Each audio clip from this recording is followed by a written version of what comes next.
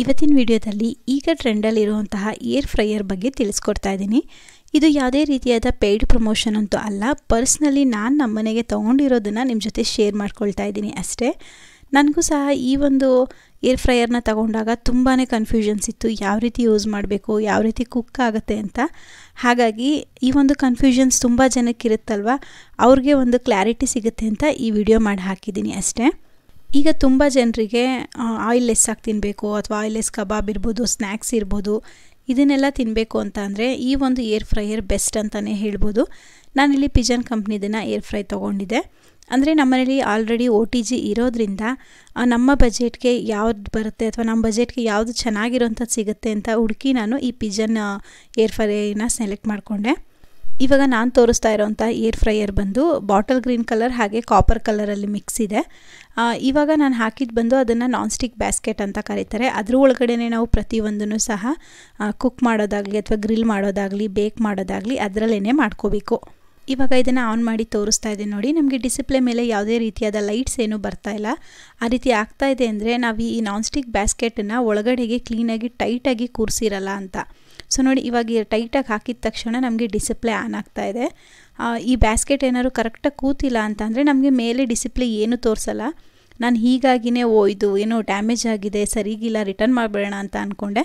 But ಆಮೇಲೆ ಕೆಲವೊಂದು videos ಎಲ್ಲ ನೋಡಿ ನಿಧಾನವಾಗಿ ಚೆಕ್ ಮಾಡಿದಾಗ ಅರ್ಥ ಆಯಿತು, ಆ ಬ್ಯಾಸ್ಕೆಟನ್ನು ಕ್ಲೀನಾಗಿ ಫಿಟ್ಟಾಗಿ ಕೂರೋ ರೀತಿಯಾಗಿ ಹಾಕಬೇಕಂತ. ಸೊ ಎಲ್ಲ ಆದಮೇಲೆ ಆನ್ ಮಾಡಿ ತೋರಿಸ್ತಾ ಇದ್ದೀನಿ. ಈಗ ನಾನು ತೋರಿಸ್ತಾ ಇರೋವಂಥದ್ದು ಬಂದು ಟೈಮರು.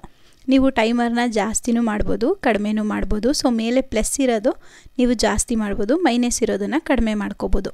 ಸೊ ಈ ಕಡೆ ಬಂದರೆ ಟೆಂಪ್ರೇಚರು. ಇದು ಬಂದು ನಿಮಗೆ ಟೆಂಪ್ರೇಚರು ಅಷ್ಟೇ, ನಿಮಗೆ ಎಷ್ಟು ಡಿಗ್ರಿಲಿ ಟೆಂಪ್ರೇಚರ್ ಬೇಕಾಗುತ್ತೆ ಅದನ್ನು ಕಡಿಮೆ ಮತ್ತು ಜಾಸ್ತಿ ಮಾಡ್ಕೋಬೋದು. ಸೇಮ್ ನಮಗೆ ಈ ಓವನ್ OTG ಇರುತ್ತಲ್ಲ, ಅದೇ ರೀತಿಯಾಗಿಯೇ ಇದು ಸಹ ಕೆಲಸ ಮಾಡುತ್ತೆ. ಇದರಲ್ಲಿ ಬೇಕಿಂಗ್ ಕುಕ್ಕಿಂಗ್ ಮಾತ್ರ ಅಲ್ಲದೆ ಪ್ರೀ ಹೀಟ್ ಮಾಡ್ಕೊಬೋದು. ಸೊ ಇದು ಬಂದು ಪ್ರೀ ಹೀಟ್ ಆಪ್ಷನ್ನು. ಇದು ನಿಮಗೆ ಬ್ಲಿಂಕ್ ಆಗ್ತಾ ಇರೋದು ಆಫ್ ಆನನ್ನು ತೋರಿಸುತ್ತೆ.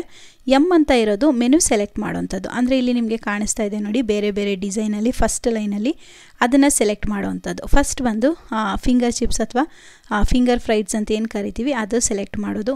ನಂತರ ಬಂದು ತಂದೂರಿ ಚಿಕನ್ ಮಾಡೋದಕ್ಕೆ ಇರೋವಂತಹ ಆಪ್ಷನ್ಸು. ಅಂದರೆ ನೀವು ಯಾವುದ್ರ ಒಂದು ಮೆನುನ ಸೆಲೆಕ್ಟ್ ಮಾಡ್ಕೊಳ್ತೀರಾ, ಪಿಜ್ಜಾ ಮಾಡೋದಕ್ಕೆ ಅಥವಾ ಕೇಕ್ ಮಾಡೋದಕ್ಕೆ ನೀವು ಯಾವುದನ್ನು ಸೆಲೆಕ್ಟ್ ಮಾಡ್ತೀರಾ ಅದಕ್ಕೆ ಆಟೋಮೆಟಿಕ್ಕಾಗಿ ಎಷ್ಟು ಟೆಂಪ್ರೇಚರ್ ಬೇಕು, ಎಷ್ಟು ಟೈಮರ್ ಬೇಕು ಅನ್ನೋದನ್ನು ಇದೇ ಆಟೋಮೆಟಿಕ್ಕಾಗಿ ತೊಗೊಂಡ್ಬಿಡುತ್ತೆ. ಅಂದರೆ ಟೆಂಪ್ರೇಚರು ಮತ್ತು ಟೈಮರ್ ಎರಡೂ ಸಹ ಸೆಲೆಕ್ಟ್ ಮಾಡಿರುತ್ತೆ.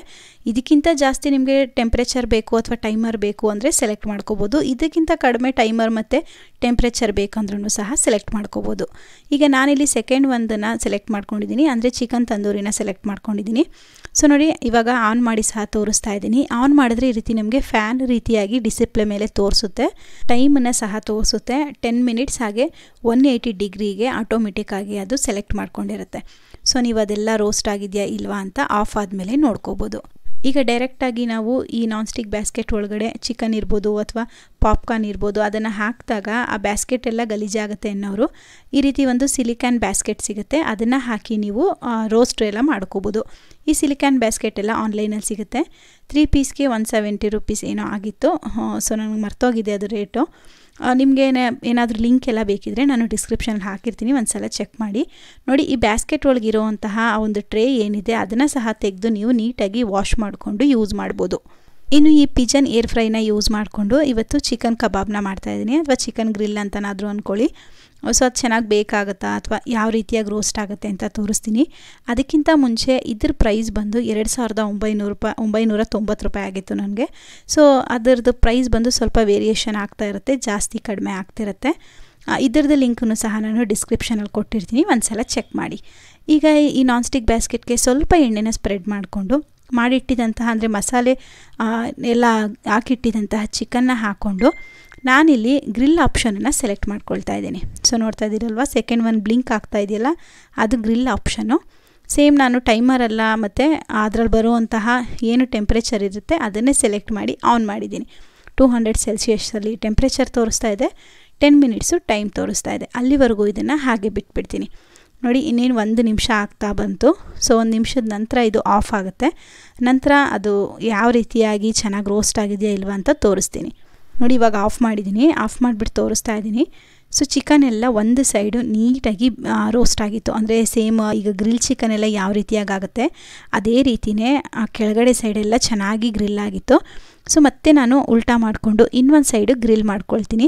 ಇದನ್ನು ಗ್ರಿಲ್ ಮಾಡೋದಕ್ಕೆ ಸೇಮ್ ಆ ಗ್ರಿಲ್ ಆಪ್ಷನನ್ನು ಸೆಲೆಕ್ಟ್ ಮಾಡಿಕೊಂಡು ನಾನಿಲ್ಲಿ ಟೈಮರ್ನ ಸ್ವಲ್ಪ ಎಕ್ಸ್ಟ್ರಾ ಇಟ್ಕೊಳ್ತಾ ಇದ್ದೀನಿ. ಅಂದರೆ 10 ನಿಮಿಷ ತೋರಿಸುತ್ತಲ್ಲ, ನಾನಿಲ್ಲಿ 13 ನಿಮಿಷಕ್ಕೆ ಇಟ್ಕೊಂಡಿದ್ದೀನಿ. ಟೆಂಪ್ರೇಚರ್ ಮಾತ್ರ ಅಷ್ಟೇ ಇಟ್ಟಿದ್ದೀನಿ.